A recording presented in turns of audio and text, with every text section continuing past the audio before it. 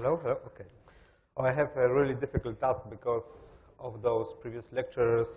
I believe they work longer than I live. So I hope I will be able to at least tell you something interesting about those concepts.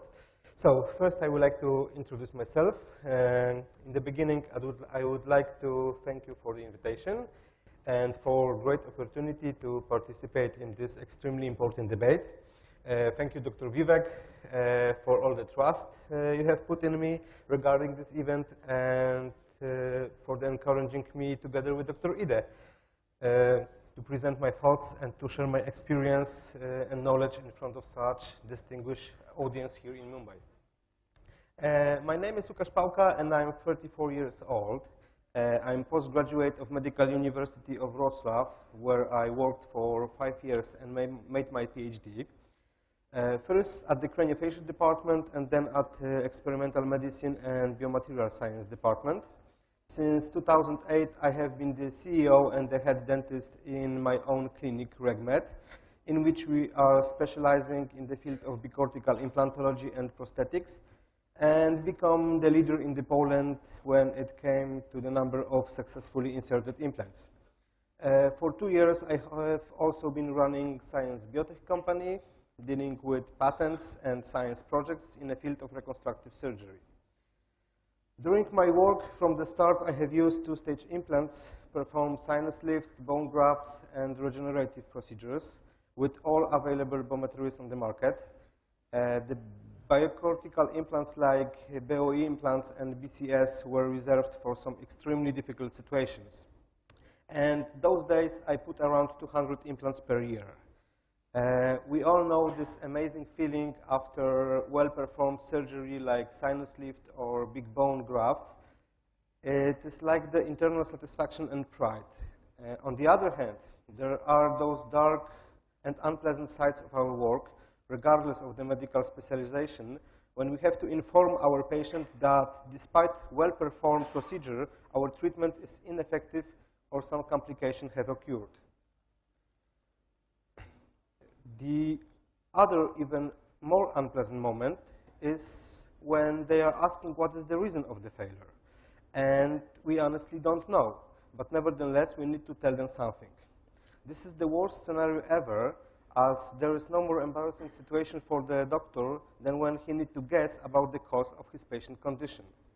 I think none of us would like to be cured by a doctor who is simply guessing during the treatment. After such situation, it is completely understandable that we, the doctors, would have some doubts and look for the answers about why such thing has happened. Here, I would like to divide the doctors who face such problem into two groups. Group first will look for new, more reliable techniques, materials, implants, and participate in new courses around the country or even around the world. Group 2 will push and close those doubts deep inside themselves and keep on working as they were taught at the university. I hope after this debate, all of you will join the first group. What I did myself was, of course, searching for the answers using some skills obtained during my PhD preparation and academic work. I was able to concentrate my efforts on two main problems: the bone implant biology, issues which will be presented further by Dr. Ide, and implants prosthetic concepts. It was quite time-consuming and sometimes disappointing task, but fortunately I have found some answers, and thanks to them now I am placing around 500 implants per year with a satisfying success rate and manageable complications. And what is most important, I know what the reason of my complications are, so I know how to treat and overcome them. And all of this is done with minimal effort in advertisement because me and all bicortical doctors are treat cases where the other implantologists simply gave up. During those researches, I noticed that at some point I had more doubts than the answers. So after this short introduction, in the first part, I will highlight some facts about basal and bicortical implants, and then I would like to present my trip to the world of prosthodontics concept. So first, if you think basal, you also need to think bicortical or even, and basically you need to think strategic implants. Bicortical screws are a biomechanical concept known and developed in Europe since 1965 by Dino Garbaccio.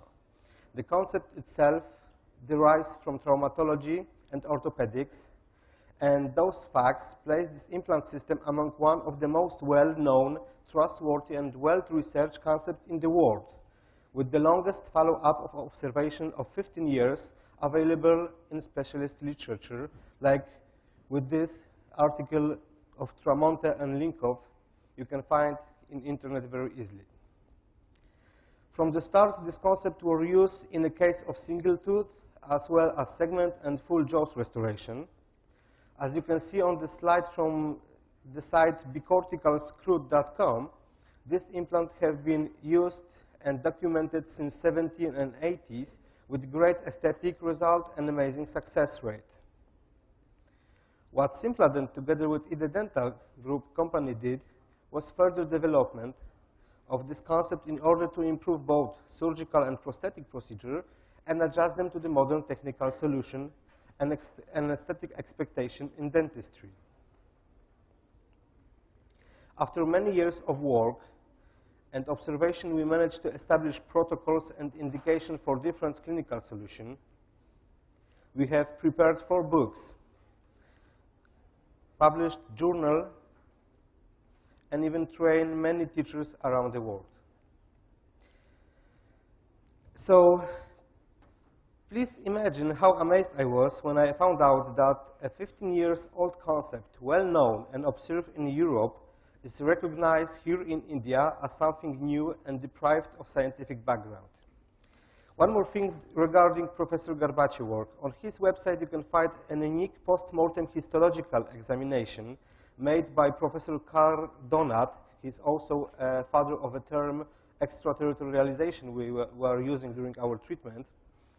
This is the histology of 10 implants placed in the mandible for a period of 10 years in 17 5-year female patient. And you can read it, and you can really check what's going on around the implant. So if you will visit the website, you can also find more than 120 articles regarding this topic. You can also visit the website of Professor Tramonte or Professor Stefan Ide's website.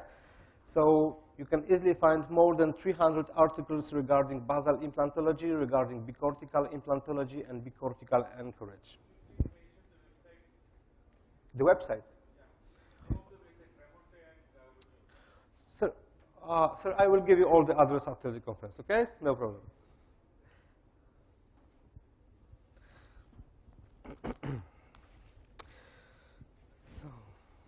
So, that was the first part. I will show you now the second.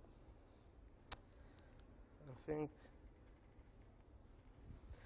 the second part of my lecture would be a little bit more controversial. I hope that I won't make any enemy among the prosthodontics and among the technician laboratories.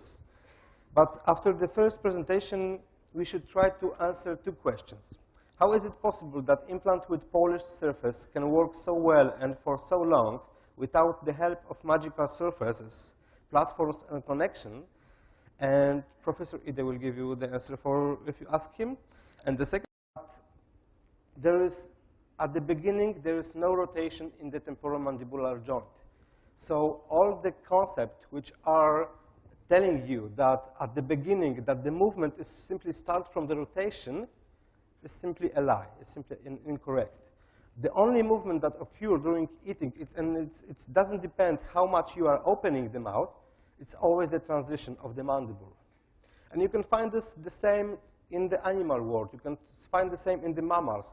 Basically, there are animals which have the mandible completely, the head of the mandible completely surrounded, but there are also the animals which are presenting the same only transition movement during the eating, during the chopping. So, what are the other bases of our modern concept? Curve of speed.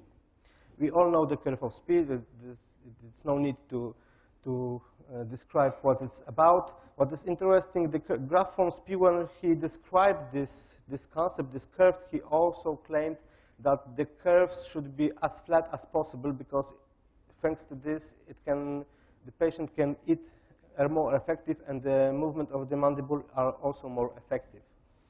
We can find numerous articles, like, I know you can see it, regarding the significance of curve of Spee. This is article from the authors from India. You can also read in this article that basically we don't know how the curve is developed, and we don't even know why is the reason for this curve. Of course, there are some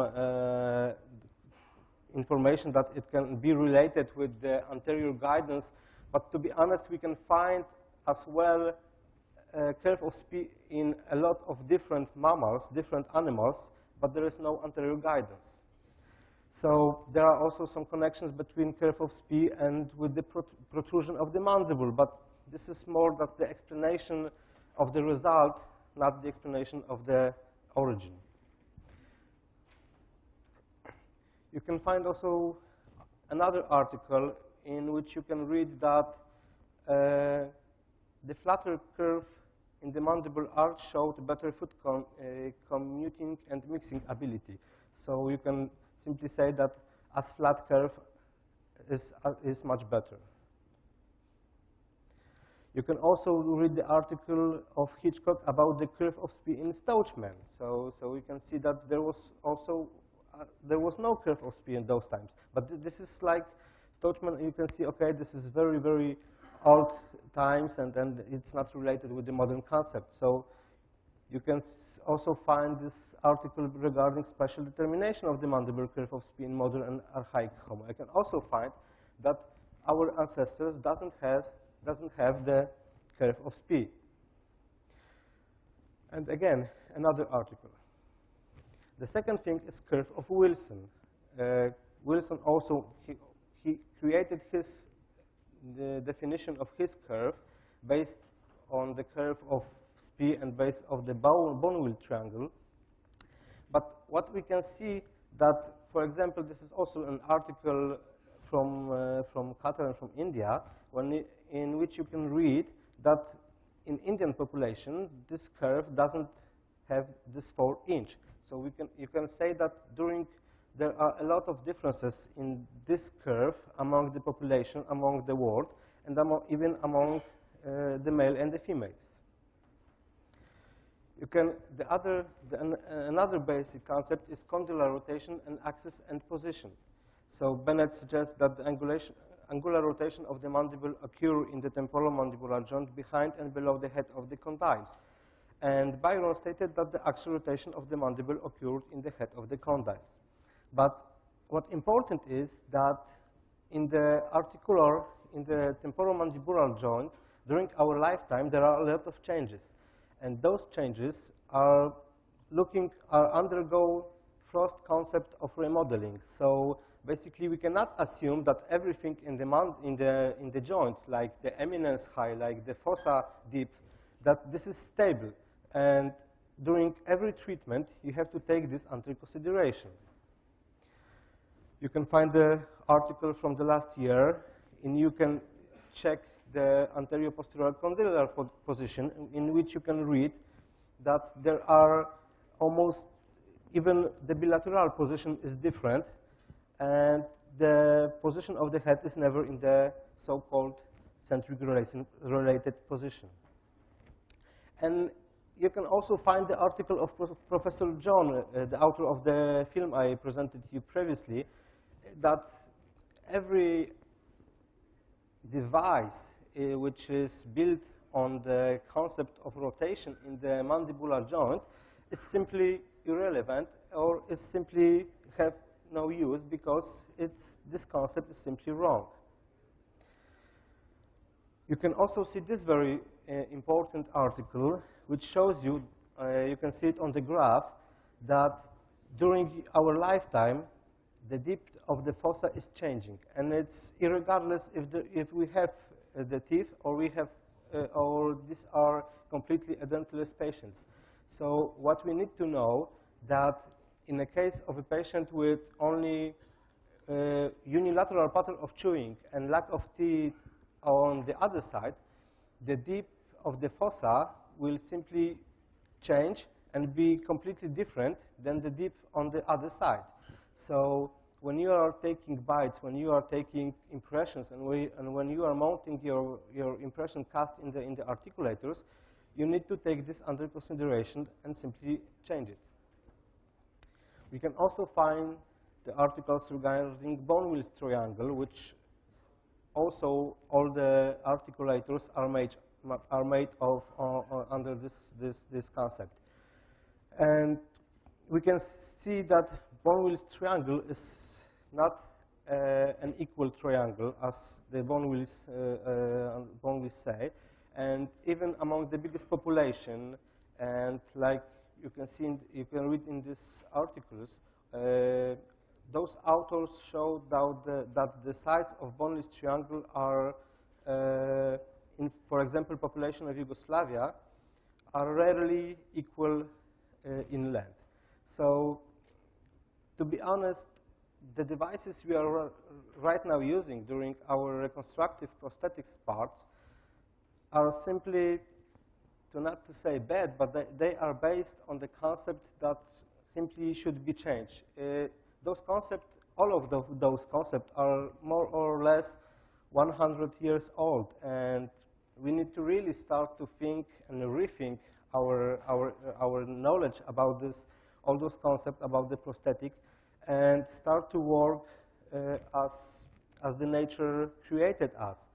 So, if we will consider the maximum intercuspal position and even the cusps, you can see that, for example, from Reinhardt publication, the only way to make equal the upper arch, which is elliptic shape, and the lower arch, which is more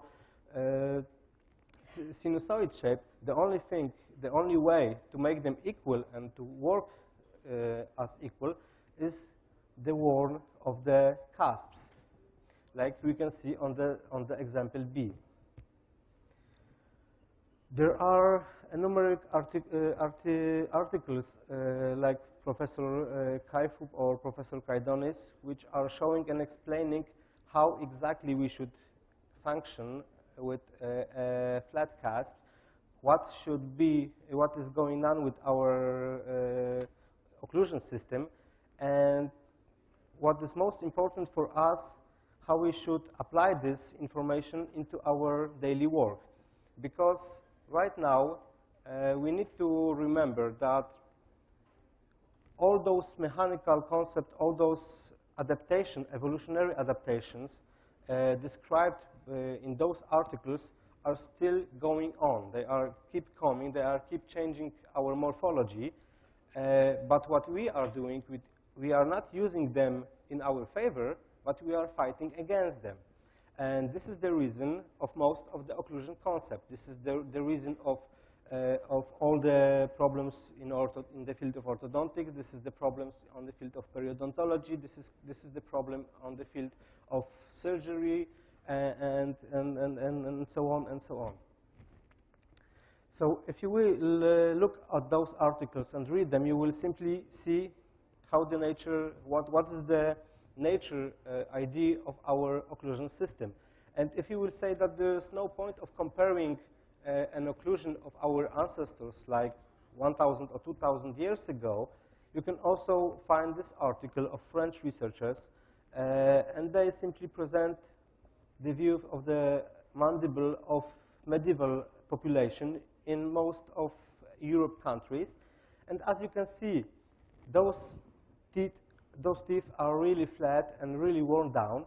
But as you can see as well, there are no crowding, there are no problems with caries, there are no problems with tooth loosening. What else? If you will know those concepts and you will simply try to understand them in the right way, you will have the answers and ideas why the tooth pain has developed, why there is the smil layer, why is the second dentin, and how the plane of the occlusion should really look like. There is also this CAS concept. It's complete adaptive system concept of Professor Gaidonis. And they simply try to guide us how we should apply all those information on a field of modern prosthetic concepts. Thank you very much.